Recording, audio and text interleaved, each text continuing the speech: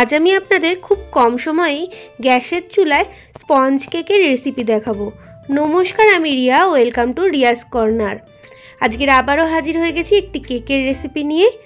আর এই কেকটা কিন্তু ভ্যানিলা ফ্লেভারের আমি বানাচ্ছি। তার জন্য প্রথমেই নিয়ে নিয়েছি একটা বোল। তাতে দিয়ে দিলাম 10 টাকার যে টক দইয়ের বাটি হয়, সেই 1 বাটি টক দই। এবার এই টক দইটাকে খুব ভালোভাবে আমি ফেটিয়ে নেব। যতক্ষণ না স্মুথ একটা টেক্সচার আসছে ততক্ষণ খুব ভালোভাবে ফেটিয়ে নিতে হবে। চাইলে এই কাজটা আপনারা মিক্সিতেও কিন্তু করে নিতে পারেন। টক দইটা খুব ভালোভাবে ফেটানো হয়ে গেছে। এবার এতে আমি দিয়ে দেব 1.5 কাপ চিনি। চিনিটা দেওয়ার পর আবারও খুব ভালোভাবে মিশিয়ে নেব।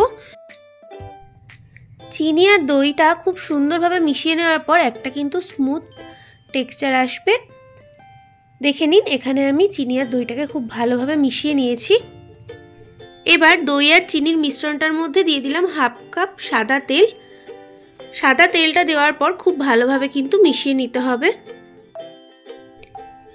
এই মিক্সচারটার জন্যই কিন্তু কেক খুব সফট হবে। চাইলে আপনারা এখানে বাটারও ইউজ করতে পারেন।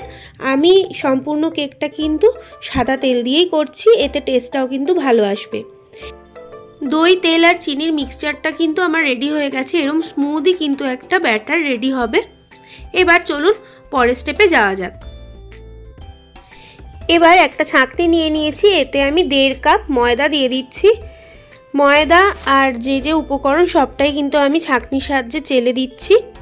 এবার এর মধ্যে দিয়ে দিচ্ছি 1 টিস্পুন বেকিং পাউডার, 1/2 টিস্পুন দিয়ে দেবো এর মধ্যে বেকিং সোডা। এবার সমস্ত উপকরণকে খুব ভালোভাবে ছাঁকনির সাহায্যে চেলে নিচ্ছি। আর এই যে মিক্সচারটা রেডি হচ্ছে, এইটা কিন্তু রেশিওটা ঠিক রাখাটা খুব প্রয়োজনীয়, নইলে কিন্তু কেকটা এরকম স্পঞ্জি একদমই হবে না। সমস্ত শুকনো উপকরণ কিন্তু আমার চেলে নেওয়া হয়ে গেছে। এবার এর মধ্যে আমি দিয়ে দিচ্ছি সামান্য দুধ। আমি এখানে টোটাল 1 কাপ দুধ ইউজ করেছি। আমি অল্প অল্প করে দুধ দিয়ে কিন্তু এই ব্যাটারটা মিশিয়েছি। আপনারা চাইলে একেবারেও দিয়ে দিতে পারেন, আবার মেশাতেও দিতে পারেন। আমি যেহেতু আগেও এই কেকটা বানিয়েছি, তাই জন্য আমার একটা আন্দাজ আছে যে কতটা দুধ লাগতে পারে। এইভাবেই পুরো ব্যাটারটা আমি রেডি করে নিয়ে ফিরত আসছি। এইভাবে খুব ভালোভাবে ব্যাটারটা কিন্তু মেশাতে হবে। দেখুন, এখানে কিন্তু আমার কেকের যে ব্যাটারটা সেটা কিন্তু রেডি হয়ে গেছে, আর একদম পারফেক্ট ব্যাটার কিন্তু একটা রেডি হয়েছে। আর এই ব্যাটার দিয়ে কিন্তু আমি আপনাদের 2টো রেসিপি বানিয়ে দেখাবো। এবার এর মধ্যে দিয়ে দিচ্ছি 1 টিস্পুন ভ্যানিলা এসেন্স। যেহেতু এটা ভ্যানিলা স্পঞ্জ কেক বানাচ্ছি, সেই কারণে কিন্তু আমি এখানে ভ্যানিলা এসেন্সই ইউজ করেছি। চাইলে আপনারা অন্য কোনো এসেন্সও দিতে পারেন, চাইলে কোকো পাউডার দিয়েও করতে পারেন। কেকটা কিন্তু খেতে খুবই সুস্বাদু হয়। আর ডিম ছাড়া কিন্তু এরমভাবে স্পঞ্জ কেক আপনারা বাড়িতে বানিয়ে খাবেন, দেখবেন খুব ভালো লাগবে।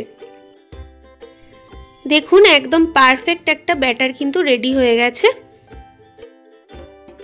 চলুন এবার পরের স্টেপে যাওয়া যাক। আমি এখানে একটা 6 ইঞ্চির কেক টিন নিয়েছি। এটাকে বাটার পেপার লাগিয়ে দিয়েছি আর সামান্য তেল দিয়ে পুরো কেক টিনটা আমি মাখিয়ে রেখেছি।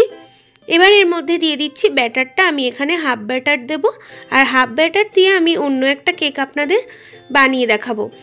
পুরোটা কিন্তু ভর্তি করে দেয়া যাবে না ব্যাটারটা, এতে কেকটা যখন ফুলবে তখন কিন্তু উপচে পড়ে যেতে পারে। এটা যেহেতু টি টাইম কেক বানাচ্ছি, এর মধ্যে আমি কোনো ড্রাই ফ্রুটস দিইনি, চাইলে আপনারা কিন্তু দিতে পারেন। এবার আমি খুব ভালো করে কেকটাকে ট্যাপ করে নিচ্ছি, যাতে এর মধ্যে যে বাতাসটা আছে সেটা বেরিয়ে যায়। আমার কেকের ব্যাটার কিন্তু একদমই রেডি। এবার আমি উনুনে একটা কড়াই বসিয়ে দিয়েছিলাম, আর এইটা কিন্তু আমার বেকিংয়ের কড়াই, তাই জন্য কেউ দেখে খারাপভাবে নেবেন না। যেহেতু আমি সবসময় বেক করি, কড়াইটা এরকম নষ্ট হয়ে গেছে। এবার আগে থেকেই আমি কড়াইটাকে প্রিহিট করে রেখেছিলাম 5 মিনিটের জন্য। এবার খুব আলতো হাতে কেক টিনটা বসিয়ে 1 ঘন্টার জন্য ঢাকা দিয়ে রেখেছিলাম লো আঁচে। 1 ঘন্টা বাদে ঢাকাটা তুলে নিলাম। আমার কিন্তু স্পঞ্জ কেক একদমই রেডি হয়ে গেছে। এটা প্রচণ্ডই নরম এবং তুলতুলে হয়েছে। চলুন কেকটা এবার আপনাদের সামনে সার্ভ করে দেখিয়ে দিই। সবার প্রথমে একটা ছুরি দিয়ে কেকের টিনটা থেকে কেকটাকে খুব আলতো হাতে ছাড়িয়ে নিতে হবে। এবার একটা প্লেট নিয়ে নিয়েছি, ওর মধ্যে কেকটাকে আমি উল্টে দিলাম। আর যে বাটার পেপারটা ছিল সেটাও কিন্তু এবার খুলে দেব। দেখুন কেকটা কতটা সফট হয়েছে, আপনারা দেখেই বুঝতে পারছেন কেকটা কতটা সফট হয়েছে। এই কেকটা কিন্তু চায়ের সাথে আপনারা ট্রাই করতে পারেন, ভীষণই ভালো খেতে হয় আর এতটাই যে সফট হয় কি বলবো। চলুন এবার আপনাদের সামনে কেকটা একটু কেটে দেখিয়ে দিই কতটা সুন্দর কেকটা বেক হয়েছে। এছাড়াও আমার চ্যানেলে কিন্তু অনেকগুলোই কেকের রেসিপি আছে, আপনারা চাইলে সেইগুলো দেখতে পারেন এবং বাড়িতে বানাতে পারেন। দেখুন কেকটা কতটা সফট হয়েছে আর ভেতরটাও কতটা সুন্দর জালিদার হয়েছে। এই কেকটা খেতেও কিন্তু খুবই ভালো হয়। ডিম ছাড়া এরমভাবে কেক বাড়িতে বানিয়ে খান, অবশ্যই ভালো লাগবে আপনাদের। রেসিপিটা যদি ভালো লেগে থাকে অবশ্যই লাইক, কমেন্ট আর শেয়ার করতে ভুলবেন না। নতুন বন্ধু হলে অবশ্যই চ্যানেলটি সাবস্ক্রাইব করে দেবেন আর ফেসবুক থেকে যদি দেখেন অবশ্যই পেজটিকে ফলো করতে ভুলবেন না। নমস্কার, ভালো থাকবেন, সুস্থ থাকবেন, দেখা হবে আবার নতুন একটি রেসিপি নিয়ে।